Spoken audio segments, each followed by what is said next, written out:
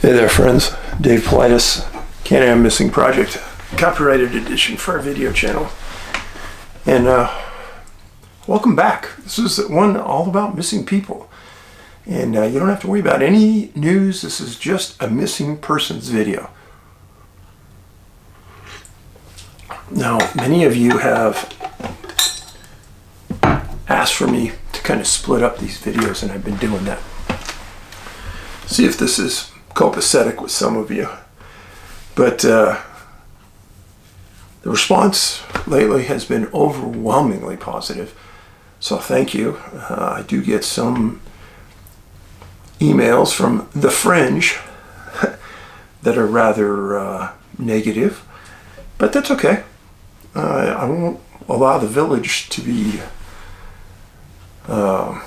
subject to that type of language or those type of thoughts. And hey, a contrarian view is always great, and I'm the first one to say that, and I don't have any problem with that. But if you're gonna be rude, use demeaning language, a dog doesn't hunt. So let's get on with the letters. And there's some good ones this week. This one says, Dave, the key in this life to success is to find something that is needed and fulfill that need. I've heard you say many times that you worked with and are friends with some brilliant minds in the high-tech industry. It's true.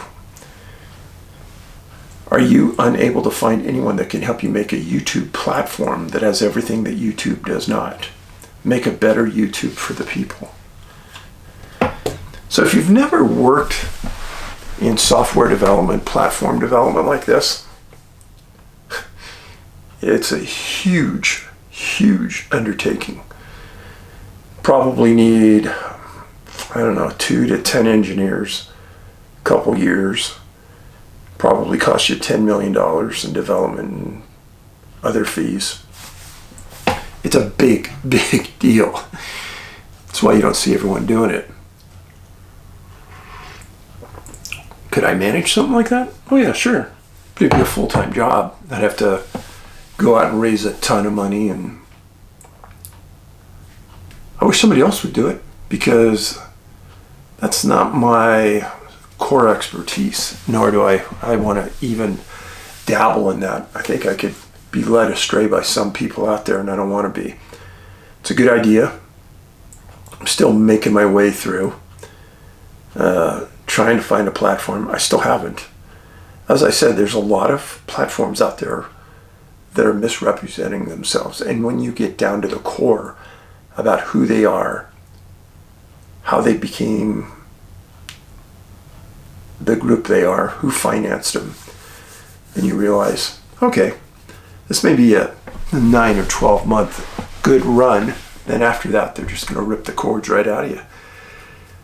And I don't want to do that. So, good question though. It says, quit looking for some interior platform that you will settle with. Create your own. There are a ton of people willing to help you that you haven't even met with. They probably are. Ask your nerd fan base for suggestions. No, I'm not.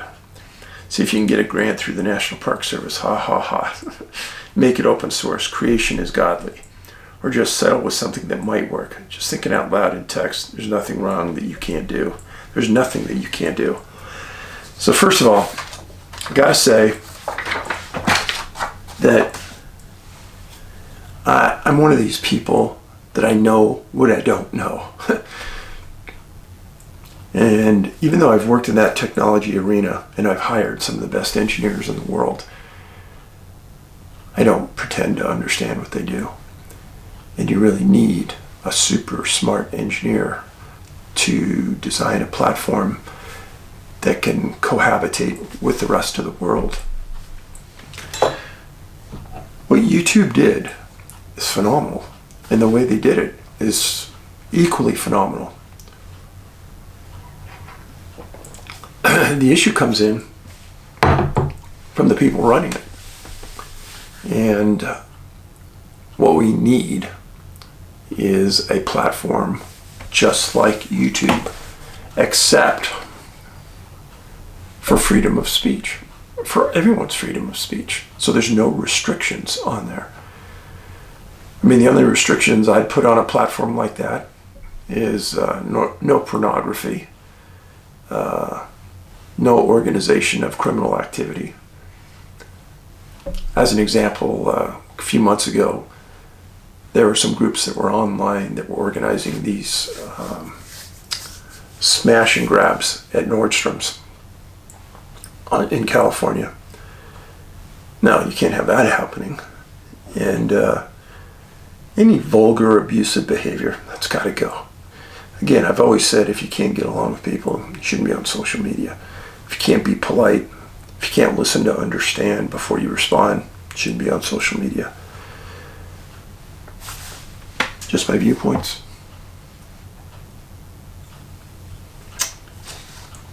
So this came in. It kind of is related to missing people, some people believe. It's a Bigfoot story. Just purchased your Idaho book to add to my library from your website. Thank you for the additional knowledge and all the hard work you put into helping us to piece questions that perplex us in this mystical planet we live in. Now in my 50s, born and raised in Hawaii, island of Oahu, the stories of the Hawaiian Bigfoot go unnoticed or are suppressed so that the common researcher is not aware that they live on the islands of Hawaii. Articles of these types of appearances are rare or hard to find, and the Hawaiians who have property in those areas don't always like to share what they know. Before you go on, so there's a group of Bigfooters that believe Bigfoot is an ape or a gorilla. It's always been here, and it walked across from the Bering Straits, came over from China, but there's a lot of flawed thinking in that. But if you are one of those believers, then it would be impossible for a Bigfoot to be in Hawaii. But since I've talked to elders who have told me stories in Hawaii about Bigfoot there, I've heard from multiple sources. So I'm not one to discount those things or make people look bad. That's why the majority of the Bigfoot world would put down this story and say it's impossible, it's garbage, blah, blah, blah. Briefly, one of the many stories that sticks with me comes from my auntie who lived in the mountains of Waiahole, Hawaii, Waiahole Valley. Back in the early 40s and 50s, the rice paddy fields in Hawaii were very popular. The ox was used to plow and build these rice paddy fields. A farmer who raised these oxes was adjacent to my auntie's property line. He would raise these and them by herding them from mountaintop down to the ocean front. Certain times of the year when herding the oxes, he built these 8-foot-tall wooden tables from the forest trees. He would leave offerings on the tabletops and then continue to move his herd along the path. My auntie knew what lived in the forest. They came to her house on a regular basis, at times peeking their heads through the open windows. They made her uncomfortable, and since she had children, she felt that the tables were an open invitation to entice these creatures onto her part of her land. She would get so angry when she saw these food offerings on the tables by the Hawaiians that she used a machete to chop down the wooden legs and collapse the tables he built. I don't know how long that went on, but the rice paddy fields today are too few to raise oxes at that capacity. However, the Hawaiian Bigfoots are not the only creatures that roam that valley of Oahu.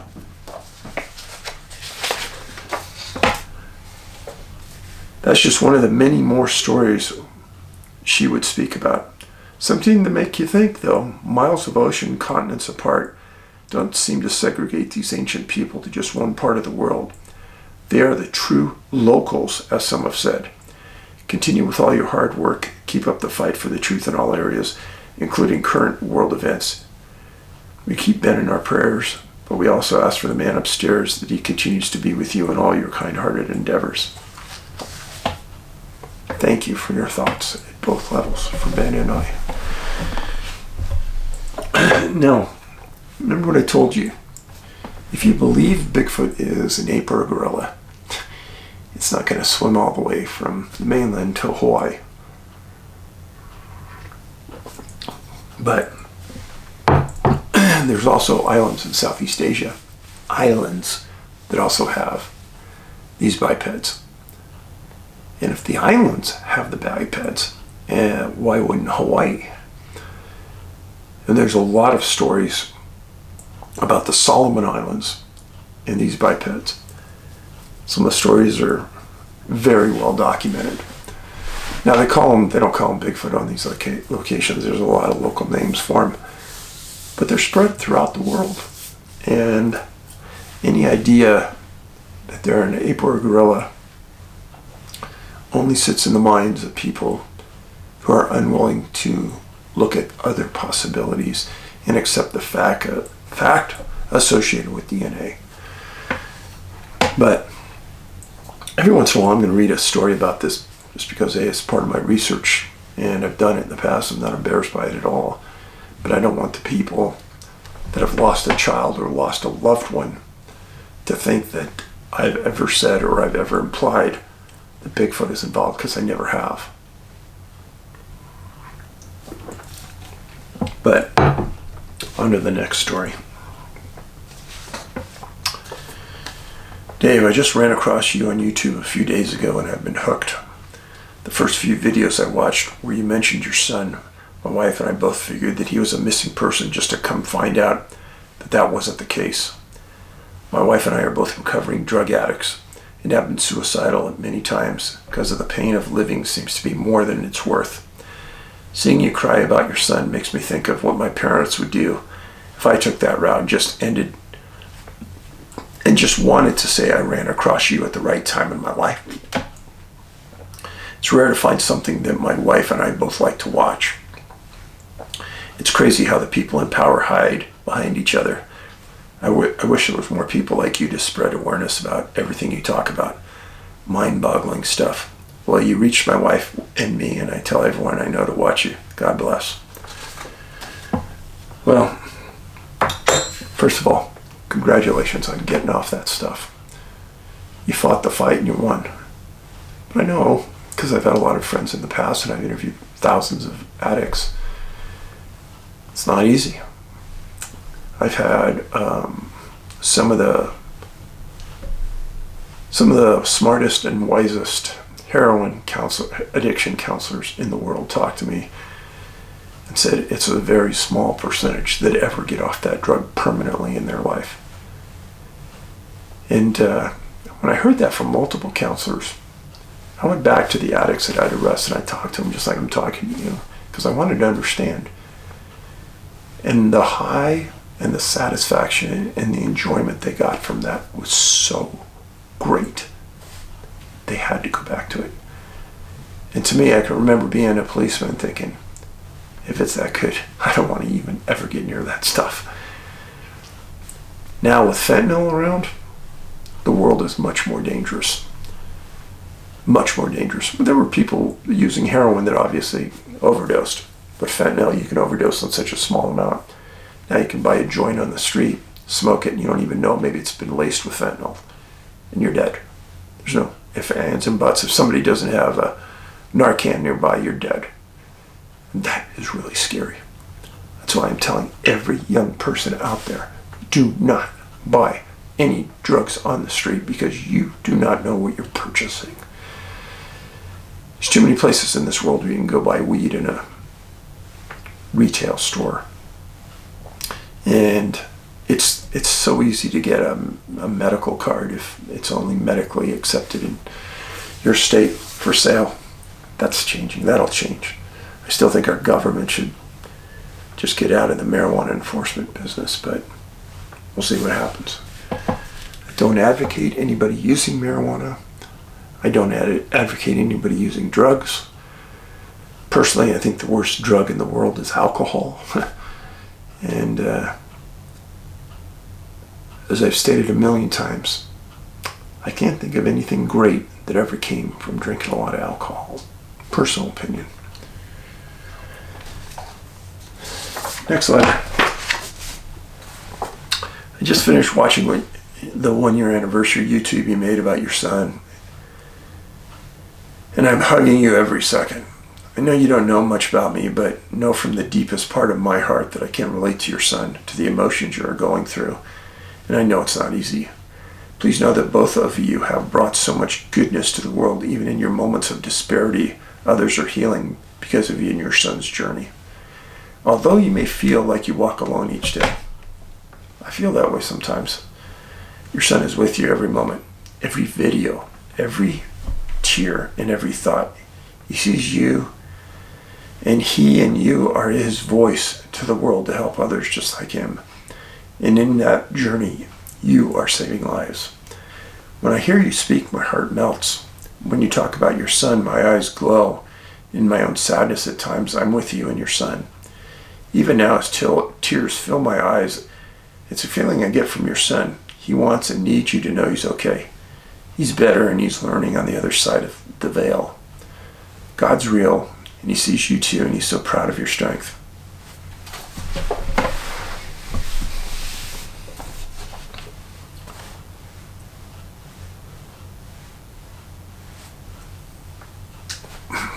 Your courage, your honesty, and how one day at a time, one YouTube video at a time, you are changing the world. From his love, and when you do, he's with you always. We love you and appreciate you, and thank goodness you're in this world. Well, I'm humbled that anybody would take the time to write me such a nice note. Kind of offsets the bad notes I get. People always ask me, Dave, do you ever feel Ben around you, or you ever feel like you get a message from Ben? No, I don't. But how things happen to me that are too coincidental, where almost Ben has intervened, 100% true. Angie and I have talked about it hundreds of times. He had to be involved in some of the things that have happened to me. And I know that. It's the journey I'm on that I explained to you in a very strange way was constructed by Ben. I've told the story a lot, but when he sits down and he says, Dad, let's make a movie. Hey, Dad, let's do a few YouTubes and explain so people understand online what your work's about. He did all that. So he laid this foundation, and he left it for me to manage. Now, the sad part is, technically, he's way smarter than me on film. And I could devote 10 years of my life trying to understand what he did, and I don't think I'd probably get it. The one thing I think I do okay with is getting the groundwork for the stories and then putting it in an order that people would understand, which is sort of my center of gravity. But yeah, Ben built this. And then some people get mad because of why I talk about him. And I talk about him because all this is really his work.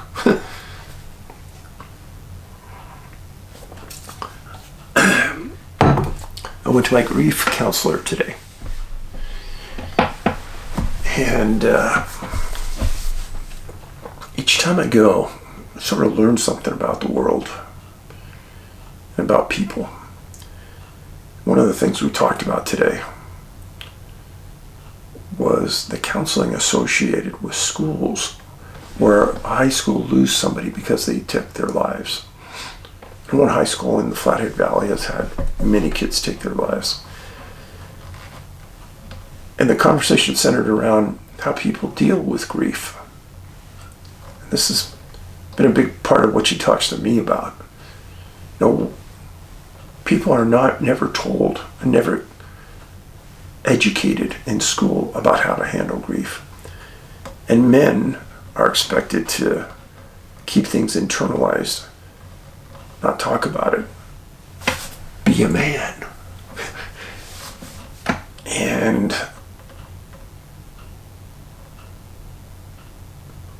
until you're in that position, you have no idea how difficult it is as a parent to lose a child. And the people that have written in and told me about how I've helped them in some small way, thank you. It makes my life much more valuable to hear those things. But I could only pray for some of those families out there that have lost kids to overdose deaths, suicides. Because as a parent, you just don't fathom that your child's going to die before you. Like I've said before, when your mom and dad die, kind of burying the past. When your son and daughter die, you're burying your future. And that's where a transition has to occur in your mind to survive.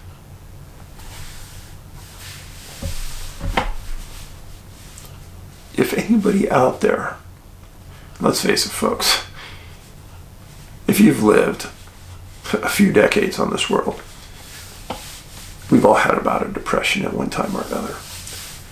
And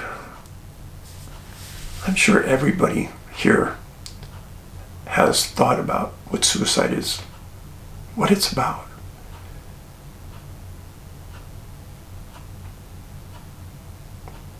Several years ago, I was living in the Bay Area,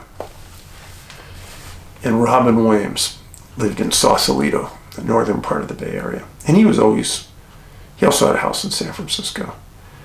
He was a fixture at a lot of the nightclubs and things.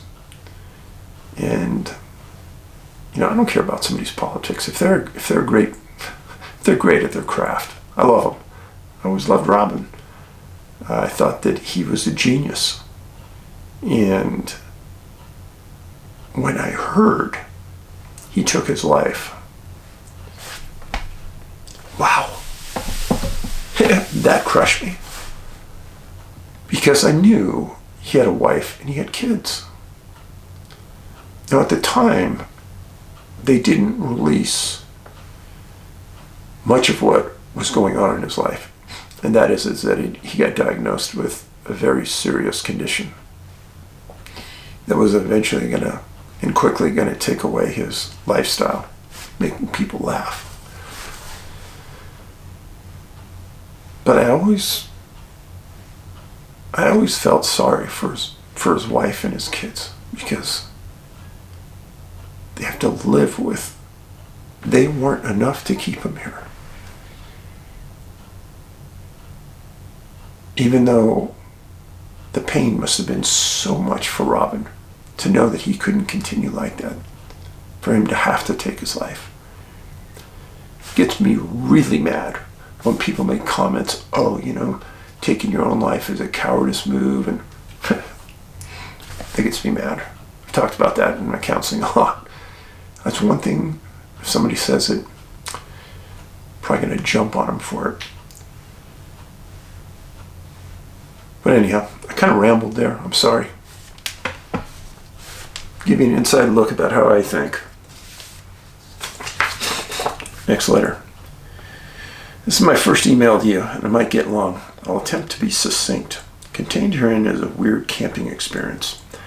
I followed your videos and documentaries for a few years, and I find your channel informative and fascinating.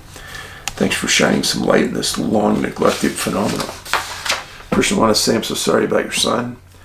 I have a bipolar relative who is untreated, and I worry about his safety regularly. You should be acknowledged for putting yourself out there with openness and honesty so that others might be benefiting. Thank you. So to my story, it isn't a 411 per se, but it happened camping. It was creepy, and I've never forgotten it. So in the early 1970s, I was attending college in Tulsa, Oklahoma, and my friends and I frequently visited that 10-killer lake area outside of Tahlequah. On one trip, 4 of us found a nice flat camping spot on top of a bluff overlooking the Illinois River, probably between 10-Killer Lake and the Arkansas River.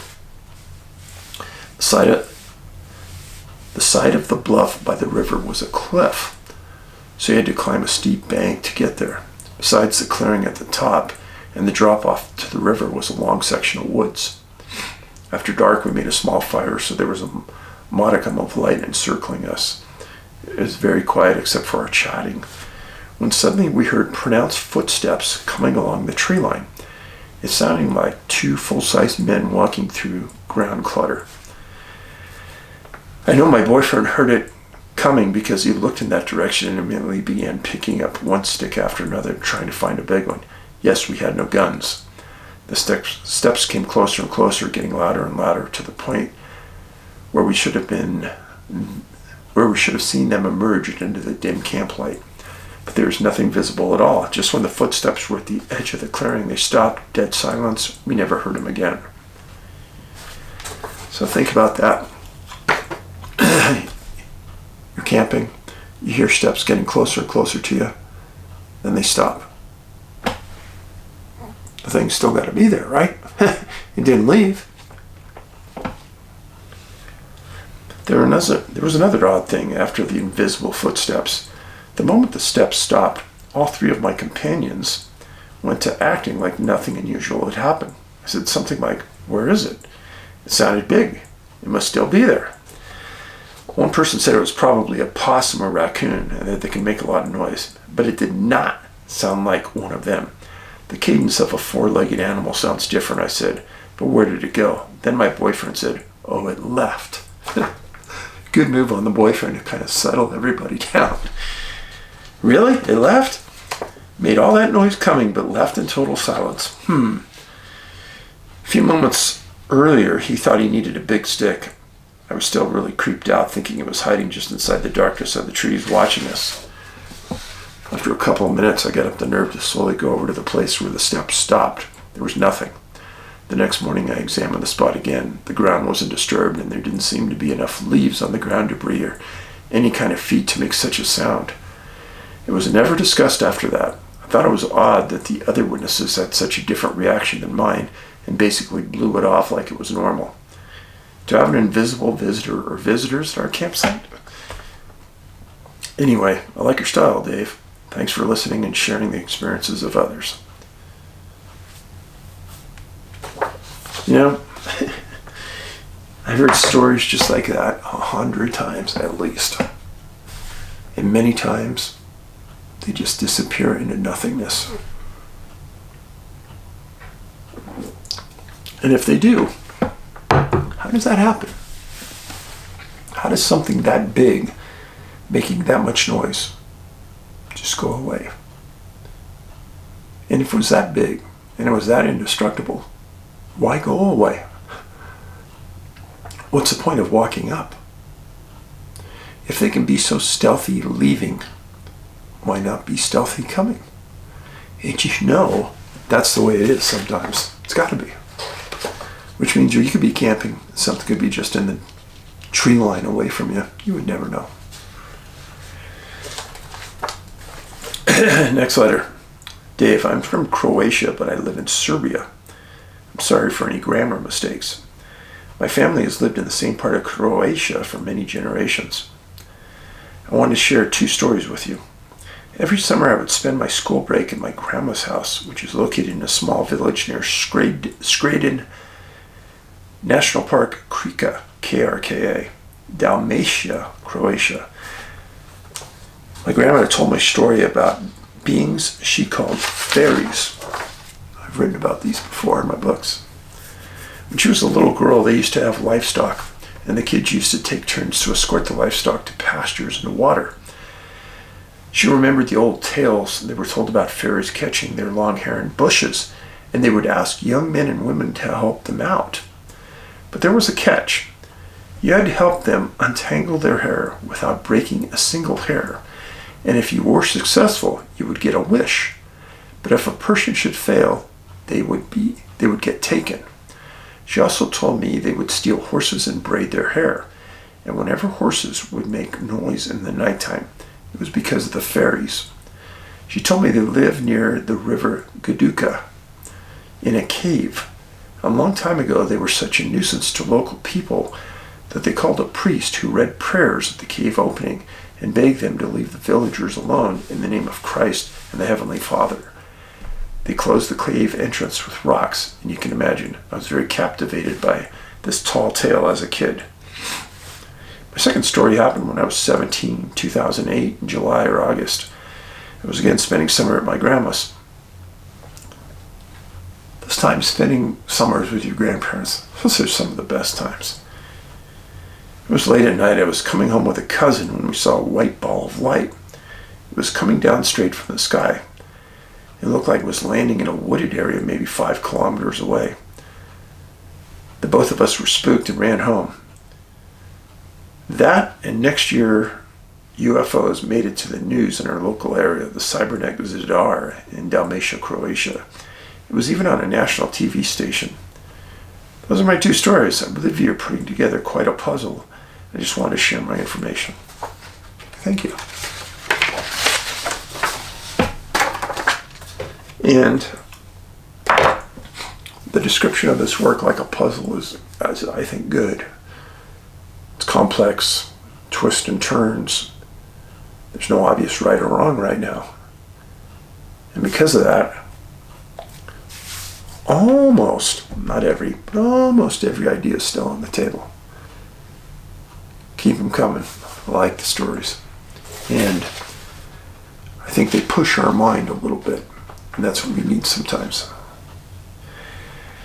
New letter. Hey Dave, I've been trying to connect some facts with ideas on the missing phenomena and also try to see if there's a connection between the natural and supernatural. The natural would be a point of separation, water in the area, granite, emotional state, approaching, weather or none, loss of normal reality, perception, vanishing, possible time-space warping or distortion, national origin, genetic defects.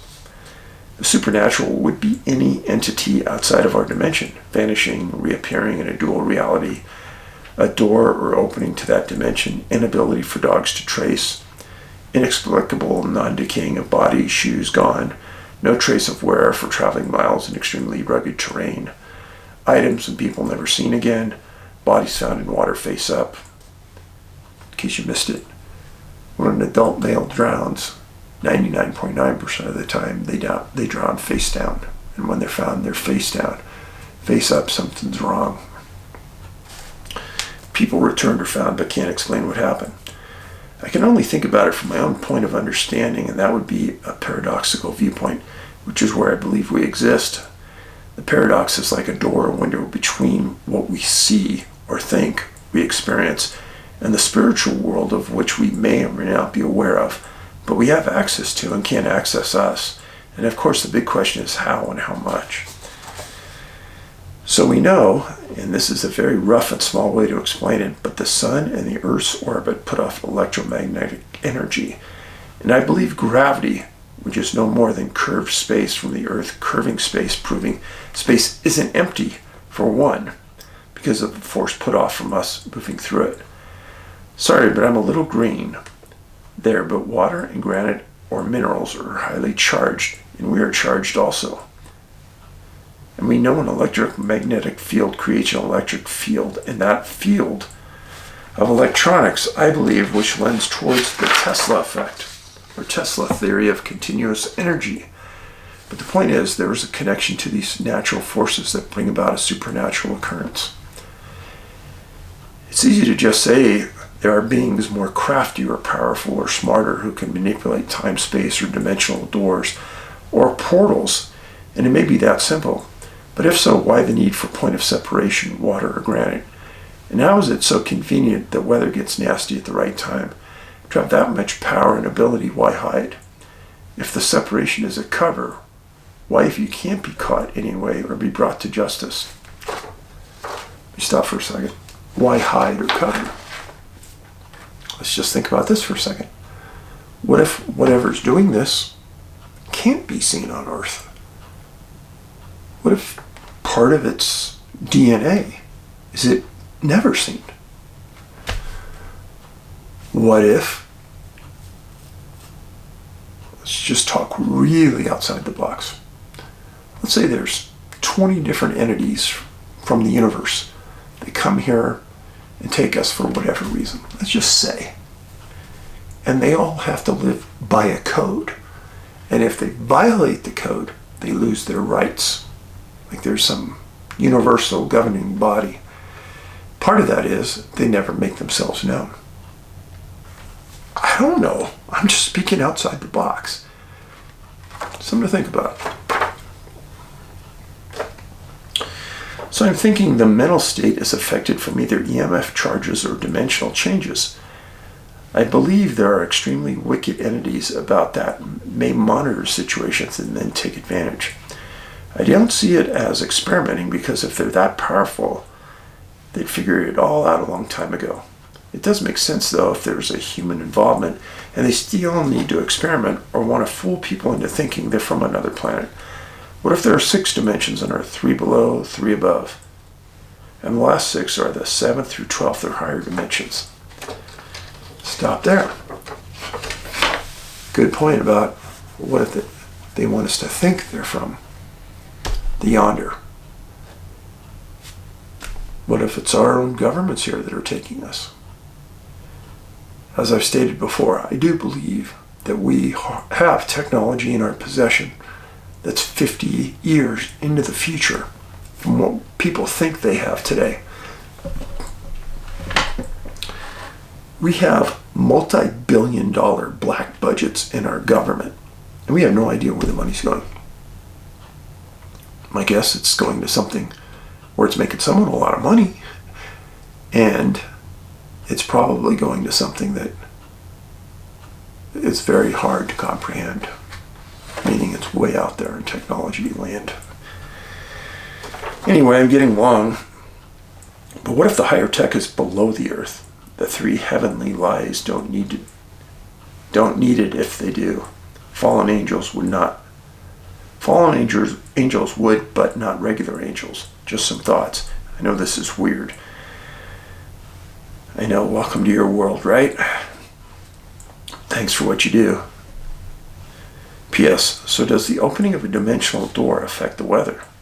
Can it be measured, or has there been any readings taken from Skinwalker? You think there might be an extreme charge put off? Who knows? Thanks, Dave. Well, I know, here's a little bit of trivia for you. I know that the owner of Skinwalker Ranch now follows me on Twitter. I've never talked to him. He's never asked to meet me. Suppose he doesn't think I've really anything to add. But Brandon Fugal is his name. Very wealthy Utah businessman. Very smart. And he has that ranch set up right now, much in the way as I would have set it up if I was him. So I gotta say the guy must be really smart. I had to put that in there. All right. I have 3 really interesting stories for you tonight, or this morning. And the stories all deal, congratulations, Canada. You've wanted something for your country, solely for your country. So, here we go. This is for you. Now, case involves a missing hunter. A lot of weirdness to this. First of all, why are hunters a subgroup in my Missing 411 research? Because I find them one of the most intriguing groups to follow. They're all armed, number 1. Number 2, they are stalking something. So something's stalking them at the same time. When you're stalking something, are you aware of what's behind you all the time? Just a thought. This man's name was Jack Graham, 47 years old, missing October 18th, 1980, about 4 o'clock. He was a resident of Sault Ste. Marie, Ontario. If people don't know, there's a Sault Ste. Marie, Ontario, and right across the river there's Sault Ste. Marie in Michigan. And let me show you where this happened. Happened in a little town called Eton, E-T-O-N, Ontario. Here's the map. This is Lake Superior. Here's Eton. Here's Sault Ste. Marie. This is northern Michigan. There are a ton of disappearances in this area. There's another disappearance of two men that were hunting right over here. Why is this area significant to me? So I did a video about an Air Force jet who disappeared in Lake Superior, supposedly chasing a UFO. This is the truth. Look back in my videos, you'll see it. Moncla, M-O-N-C-H-A, or L-A, was the pilot. And all of this has lots of water all the way around it. Eton is nothing but small lakes and things around it. Now, when I look at a case, there's an article about that case, and this is one of the things I look at. It says about a dozen searchers and the OPP tracking dog were to search an area about 40 kilometers north of the Montreal River and about 4 kilometers west of the Algoma Central Railway line today. Helicopter search Monday discovered no sign of the lost man. Key points right here in that paragraph. I see that. I'm paying attention, okay? And that's what, on cases, I want you to pay attention to. Now, again, Jack was hunting with a series of friends. And they had hunted and fished the same area for years and stayed at the same cabin for years. They came up on a lake, and it's about 120 miles from Sault Ste. Marie to this area they were in.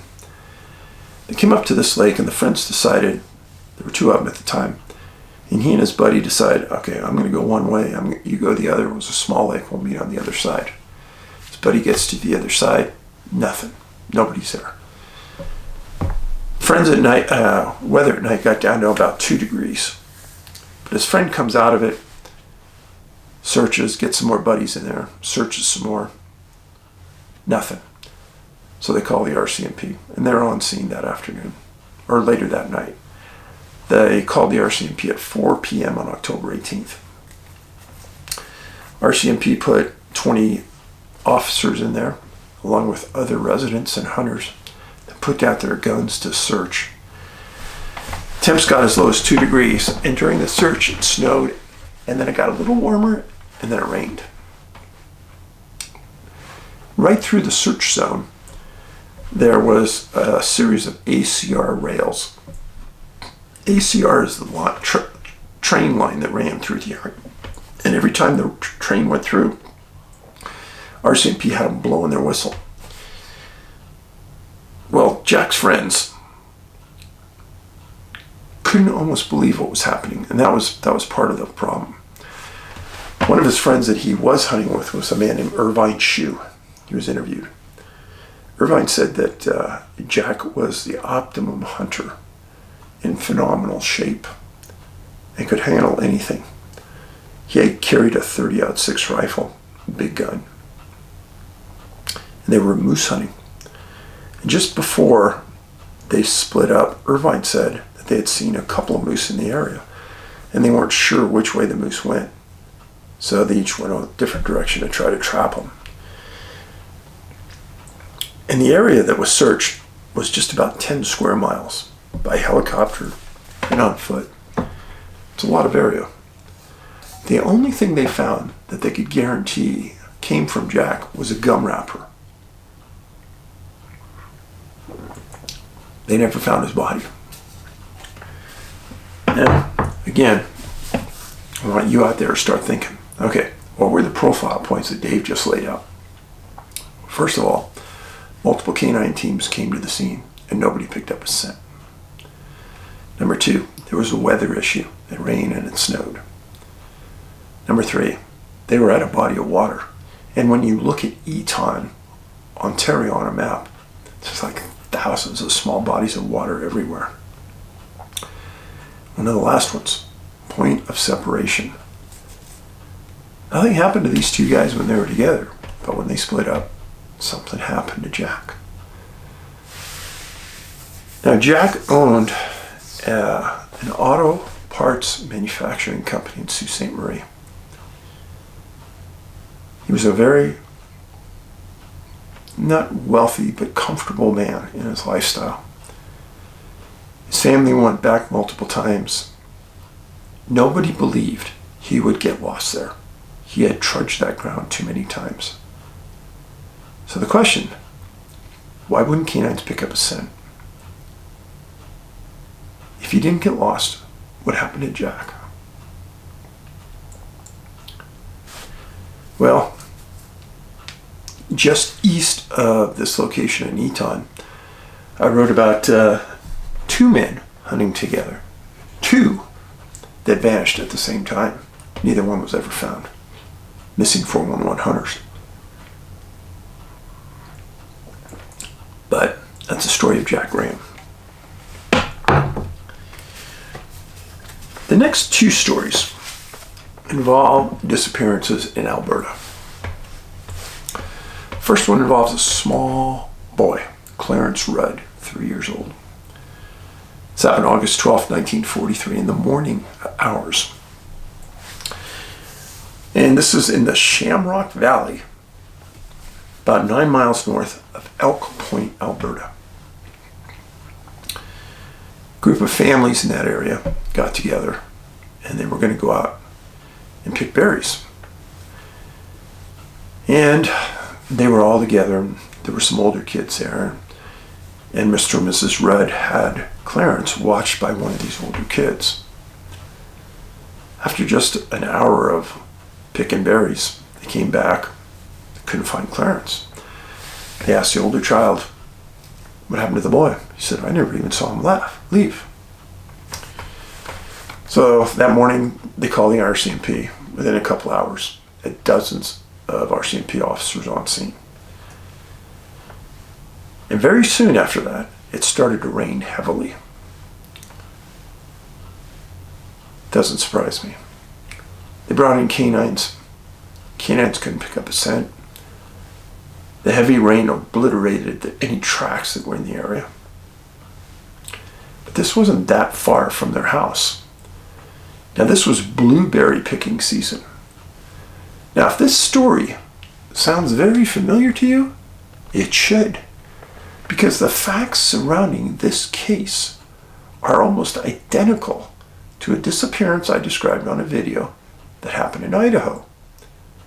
Families went berry picking. That one was huckleberry. Some kids were watching each other. Parents went into the woods. They came out. Boy was gone, never found. Almost an exact replica. The cases are almost cookie cutters to each other. So what's happening? Clarence was 3 years old. How far can a 3-year-old really travel? Search and rescue grid patterns say 90% would be found, or 95% would be found in 2-mile radius from the point last seen.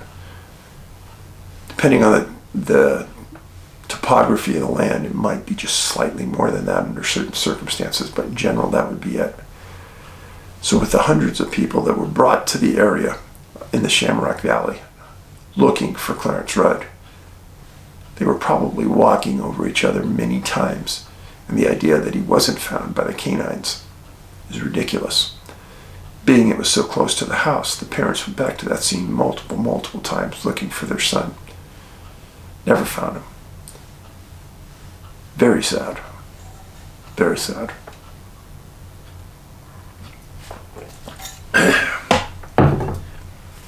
So, the map of where this happened at. This is northern Alberta. This is Eton. This is the Spokane Valley. I'm sorry, this is Elk Point, and this is the Shamrock Valley. Elk Point, Shamrock Valley. Notice all of the water all over this area. And it happened directly next to a lake and a creek that they were nearby. So, now, second case happened also in northern Alberta. Believe that, huh? Well, second case involved a girl. Some of you say, well, Dave, you don't talk about girls that often. Well, I'm going to now. Kathy Osgard, only 16 months old. Missing September 15th, 1964, about 3 p.m. in a city called Prairie, Alberta, about 120 miles northwest of Edmonton. Parents had a farm in the area. She was out playing next to the barn. She just disappeared. Parents searched, called for other farmers and things. There were dozens of people there when the RCMP got on scene. Remember, what's the time that most people disappear? 4 p.m. So it's 3 p.m. Well, the RCMP immediately called for multiple canine teams. And they were arriving, and they searched. And many searchers stayed on scene through the night, calling her name, keeping lights lit, bonfires. The primary search area was 1 mile wide and 2 miles long. This is an area, I'm going to show you right now. The search zone was 8 miles north of Prairie. So, again, Prairie. It was around an area of small lakes. But you can see this area has a lot of lakes again. Now, just for edification here, this is Prairie. And this is Elk Point, the two locations of the disappearances. About 500 kilometers apart. Here's Edmonton, Calgary. And down there, it's a U.S. border. So you can kind of get an understanding where you're at. Now the temps at night got down to 35 degrees. Searchers described a cold rain that went through the whole night, drenched everything. They also said that hunters had killed bears in that area in the previous months, and they were known to go through the area.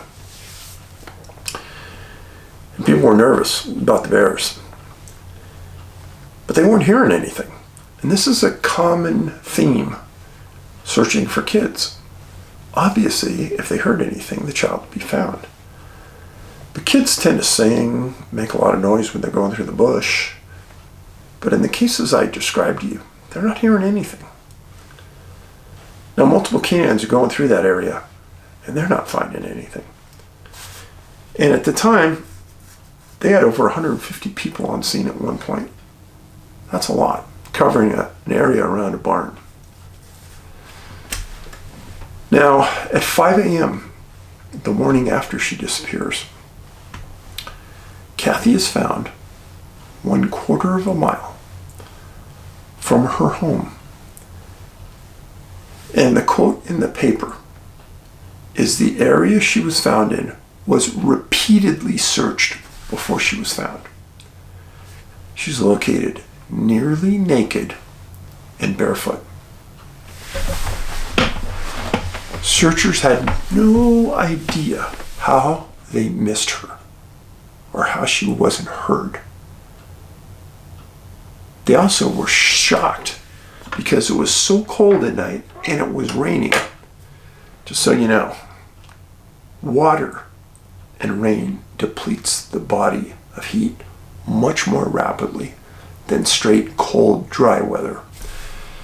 That's why if you go into a cold river, that cold water depletes your body of heat rapidly. So they were mystified because Kathy wasn't in horrible condition, where she probably should have been since she was naked and it was 35 degrees and rain.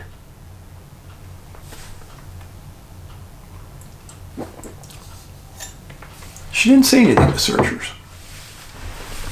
And she probably said something to her mom and dad, but they never made that public. Now, being found in an area that was repeatedly searched Again, I've said this 100 times. This is not an indictment of the searchers. I don't believe that searchers are that bad at their job. But more important than that, I don't think the canines are that bad at their job. A quarter-mile away, that scent should have been wafting right into the home where the dogs were staying, or right into the barn. The dogs should have been going nuts when they were given her scent. They should have ran right there. It shouldn't have been a matter of seconds to find her. In cases where I've been involved with, I can think of one time where it was a bank robbery. Got to the scene where police were chasing a car. The suspect bailed out of the car, left behind a hat and some other things. And our canine team arrived, and whenever they arrived on scene, they wanted our SWAT team to cover them on the search. So we went out with them, and the canine officer gave the dog the hat. The dog was going crazy, just like lunging at the rope he's on. Let me go. I know where this guy is. He goes in a straight line, I don't know, half a mile. Finds the guy hiding under a door, this single door in a field. There was no effort at all. Would we have found him? Yeah, maybe. With a lot of hard work and many hours of searching. But that dog, whew, like a laser. As I've stated many times, dogs have abilities far beyond what you and I have. Their sense of smell is thousands of times greater. Their eyesight is better. They're not distracted at their job like we are, a well-trained dog. The very frustrating thing, it's really frustrating, is people ask me, well, who would I recommend to do a search? Very few dogs would I recommend, because on the whole, canines are trained totally dependent on their master. And there's a lot of theories about how to train a canine to track. And if you aren't training your dog multiple times a week, they're not going to be sharp. And what are search and rescue professionals? People just like you and me. Remember, 99% of all searches are done by people that are volunteers, you and me. We got jobs, we got families. Do we have time to go out and train our dogs all the time? No, we don't. That's why police officers, RCMP, that have dogs, they're training them all the time because that's their job. That's why they're so much better. And I don't blame the searchers, not 1%. I hear from you guys all the time, and ladies, and I appreciate the stories that you're sending in. And like I've always said, what you send me, I'll never give it up, who you are or where you're from. So, as a printed, published author, that's the way I'll always be. But anyhow, 2 cases from Alberta, 1 from Ontario. The case from Ontario, Lake Superior, northern Michigan. Lots of disappearances there. That area of the northern Michigan Peninsula always has intrigued me. Has 2 sides of water on it. Had an Air Force base where a jet left, never came back. 2 pilots in it.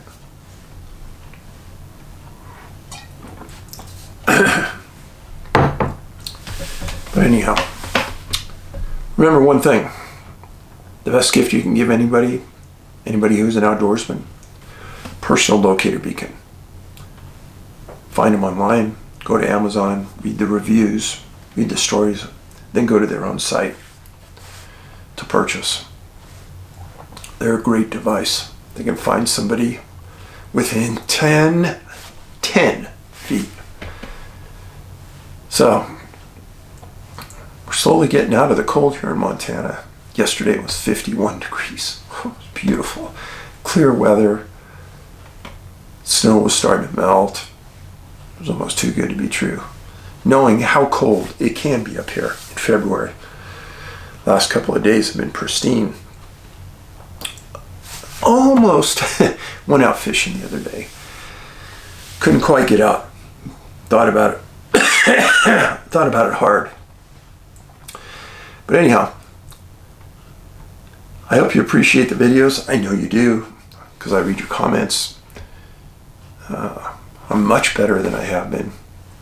And spending a lot of time outdoors these days. I'm getting ready for a fun summer. I'm going to be doing a conference in Melanie Falls in far northeast Washington, almost on the Idaho border. It's going to come out, it's going to be near the, I think it's the end of June. Myself, Ron Moorhead will be there. It's going to be a fun conference. And I'll be organizing some of my friends that are watching this, police officers from Washington, maybe can meet me up there and provide a bit of security for Angie and I. Because I don't care. I'll be prepared this time. I'm not canceling. Because if I get a threat, bring it on. I'm going. I'll be armed. My friends will be armed. And have a few pictures of the people who I think did it. If they show up, good luck. So anyhow, thank you for being here.